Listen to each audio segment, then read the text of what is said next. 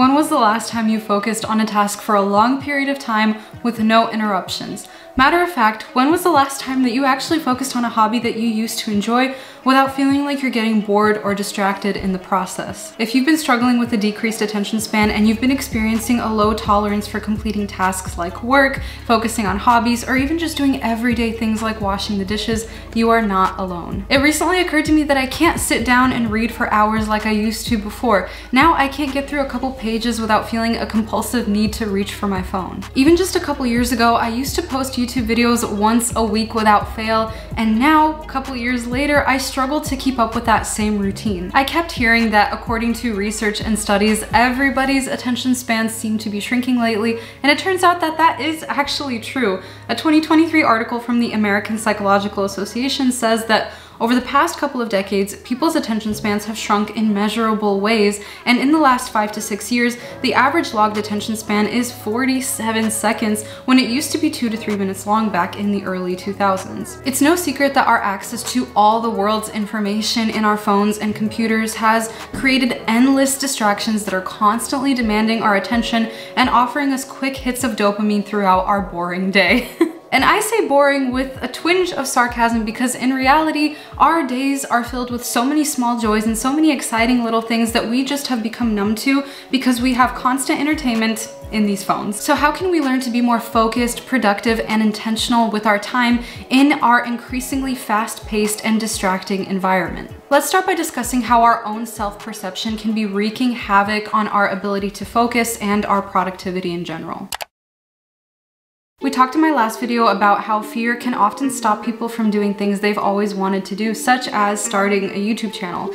We discussed limiting beliefs and how we can really be hindering ourselves by constantly reinforcing the same narrative in our heads about who we are and what we're good and not good at. The same way you might be hindering yourself by saying things like, oh, I'm never gonna be a good video person, or I'm just not the type of person that can exercise daily. Whatever it is those limiting beliefs are for you, the same way that we do that with things like starting a YouTube channel, pursuing the career we've always wanted, getting our health into a better place. In that same way, we can also say things like, I'm constantly distracted, I must be super lazy, I can never focus. Those are also limiting beliefs that are not helpful in our journey to increasing our productivity and getting our attention span back to where maybe it used to be many years ago. Our words and thoughts have so much more power than we often realize. By allowing our self-perception to be consistently unencouraging and uninspiring day in and day out, we are doing ourselves a huge disservice. We are keeping ourselves from our true full potential by constantly telling ourselves that we can't do a certain thing or we're just not good at it, when in reality, you can be better at anything, whether it's your health, your career, or your attention span, with practice and with time. I used to say the same thing to myself. It was so unhelpful. I would just constantly be like, well, I must be super lazy. I can never get anything done. I'm not in the place that I want to be. I guess it just means that I'm lazy. That's not very helpful. Lately, I've been changing that self-perception and thinking, okay, I am feeling very distracted because my daily routine is chaotic and I keep trying to work in an environment with a lot of distractions. That statement is so much more helpful because now I can A, optimize my daily routine, and B, work on creating an environment that has limited to no distractions.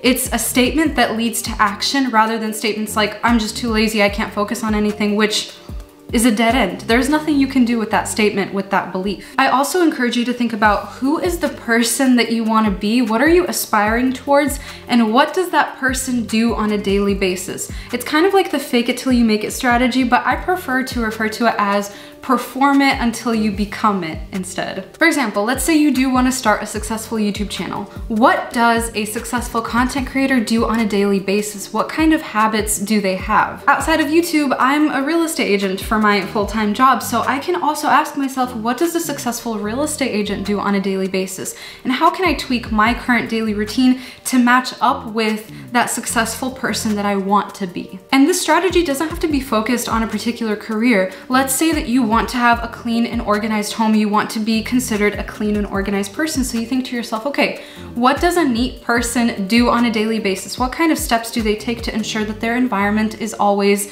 in a state of cleanliness? Take some time to really reflect on who you want to be. Maybe you have different areas of goals. Maybe you have some career goals, some just lifestyle goals. Take some time to reflect on who you aspire to be and what changes you can make in your daily routine to be more like that person. Think about how you can really change the narrative that you've created about yourself to something that is more encouraging and hopeful. Okay, now that we've discussed the foundation of increasing your productivity and your attention span, which is all about self-perception and getting clear on your goals, let's talk about the dreaded concept of delayed gratification. Before you can actually seek to effectively increase your attention span, you have to come to terms with the fact that you need to become best friends with delayed gratification. This is something that I've been grappling with in my personal life lately. I have found that my tolerance for delayed gratification is down here right now. It's so bad, but in reality, delayed gratification is really what gets us to our goals. It is the key to embracing the journey that you're on that is going to lead you to what you're working towards. I find that I'm always looking for excitement and progress in every little task that I do, but the truth is that a lot of the times you might be working on something or working towards something for days, weeks, months, maybe even years without any noticeable progress until you reach that pivot point at some point where you have a breakthrough and you are able to level up and get closer to that goal, and it feels really exciting. But sometimes you have to be working on that thing for a very long time to even see those results, and you have to learn to be okay with that. I experience this often in my job as a real estate agent. I could be doing months and months of marketing before I meet a client or reach a client that needs my help.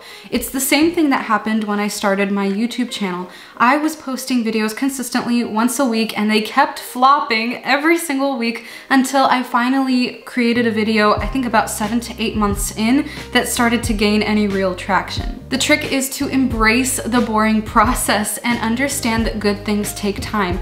If you can't learn to embrace the journey, the blood, sweat, and tears, you're going to constantly be looking for quick hits of dopamine in order to get your fix. But there's just something about the beauty of embracing the long, hard process that feels so exciting when you finally reach what it is that you were working towards. And oftentimes you actually realize that you enjoyed the journey a lot more than the destination. Now at this point you may be thinking, okay, Arena, I understand that I need to change my self-perception. I understand that I need to embrace delayed gratification. All of this makes sense in theory, but what are some practical tips that I can actually use to increase my attention span this week? What are some practical strategies that I can use to start working on my productivity now? Because even though I understand all these things in theory, as soon as I sit down to focus on my task, my hand is almost independent of my body and it's reaching for my phone. So how can I trick my brain into actually being productive? Well, I'm so glad that you asked, because now I'm going to talk to you about the holy grail productivity strategies that I use on a daily and weekly basis in order to trick my brain into actually working and not looking at my phone. So first things first, understand that short periods of deep, focused work is so much more effective, infinitely more effective than long periods of work with constant distractions. How many times have you told yourself, I'm going to work on this thing all day and I'm going to get it done? I used to do this a lot when I was in college or even high school. I would say, oh, I'm gonna study all day tomorrow. Do you actually end up studying all day? No, because it's impossible to focus on something for that long without effective breaks. It's just not possible. The issue too, especially if you're a major procrastinator like I am, if you think that you have a ton of time to do something, it's game over. That will inevitably breed procrastination. You are going to think, oh, I still have a ton of time to get this done. And then you wait till the last minute and you're panicked and working to try and get that thing done. No, don't do that. Instead, opt for 2 to 3 hours of deep focused work with short breaks in between, rather than just telling yourself you're gonna work on something all day and then by the end of the day you're tired but you don't even feel like you had deep focused work, but you're still tired. The first trick that has helped me so much, you may have heard about this already, but it is time blocking, specifically by using a timer. This has been a game changer for me in my productivity overall, in my career, in my passion projects, in my hobbies, in my daily tasks like cleaning and cooking. Setting a timer and working for a limited amount of time has just helped me so much. I specifically use a Pomodoro timer. I have a free Pomodoro timer app on my phone that I use. Basically what this is it's a timer, a strategy that was created by a man named Francesco Cirillo in the late 1980s. He had started to notice that he was having a really hard time focusing on his studies and his homework assignments. So the original Pomodoro timer, Pomodoro just means tomato sauce in Italian, was a tomato-shaped kitchen timer that he would set. I think originally he would just start setting it to 10 minutes and he would just tell himself, okay, while this timer is going, this 10-minute timer, I just have to focus on my studies for 10 minutes. That's it. And from there, I believe he was able to increase his periods of focused work by using that timer. Basically, the way that it works is one Pomodoro or one focused session is typically 25 minutes. So between each 25 minutes of focused work, you get a 5-minute break. By the end of 4 25-minute intervals or 4 Pomodoros, you are able to take a long 25 to 30-minute break. On the app that I use, I determine what is the task that I need to get done. So maybe that's creating a YouTube video script, and how many 25-minute sessions will it take me to complete that task. From there, I just set my 25-minute timer and I get right to work. And because I have the timer on my phone, it helps me because as the timer is ticking, I feel guilty to go on my phone because that means I have to exit out of the app, exit out of the timer, and I'm not actually working. I'm cheating on the timer. I'm not doing my work and the timer's going, and I just feel pressured to actually do my work. Setting time limits has also been so helpful for me because, again, when I think that I have many hours to complete a task, I will procrastinate on it. But when that timer is going, I think, oh shoot, I actually have to do my work because this timer is ticking, and at the end of this 25 minutes, I get to take a short break. Another strategy that helps me a ton is the idea of starting small. Oftentimes we make the mistake of considering a task that we have to do. We're thinking about it. Let's say we have to study for an exam. We have to complete a work project. We have to wash all the dishes in the sink, whatever it is. And we're thinking about it from start to finish, and it freaks us out. It feels overwhelming. It feels daunting. We don't know where to start. We don't know how to start. And we don't even want to start because the task just feels too overwhelming. Instead of thinking about the entire task up front, what I've started doing a few years ago is I started to just think about the first couple steps that it's gonna take to get that task started, to get the ball rolling. And that has helped me tremendously. So for example, let's say I have to write a YouTube video script and I'm very overwhelmed. I don't wanna do it. I will tell myself, okay, all you have to do is open up your laptop and pull up a Google Doc. That's all you have to do. From there, okay, I have my laptop in front of me, I have the Google Doc opened. Okay, I might start brainstorming, just writing down ideas willy-nilly, just doing a brain dump.